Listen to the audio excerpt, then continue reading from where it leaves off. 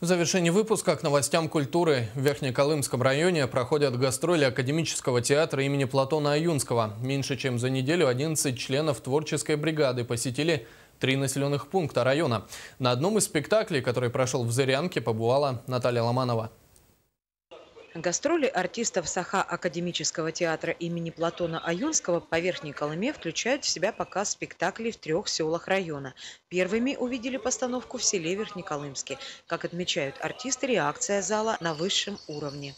У нас зритель очень хороший, так как вы живете далеко от республики, и поэтому очень даже воспринимает очень даже хорошо.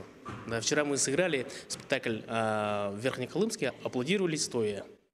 Последний раз актеры Якутского драмтеатра гастролировали в районе в 2013 году молодежной бригадой. Сейчас актерский состав более разновозрастной, этого требуют сюжетные линии привезенных постановок.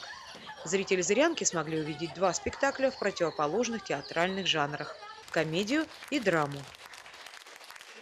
Мы очень рады, что, несмотря на погодные условия и отдаленность нашего района, нас посетил Саха Академический театр. Так как мы находимся очень далеко, мы не все сможем выехать в город Якутск и посмотреть их постановки.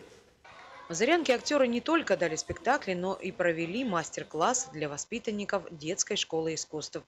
В пятницу и субботу артисты будут радовать своими постановками жителей отдаленного верхнеколымского села Усанкёля, а уже через несколько дней служители Мельпомены продолжат гастроли в Среднеколымском Улусе.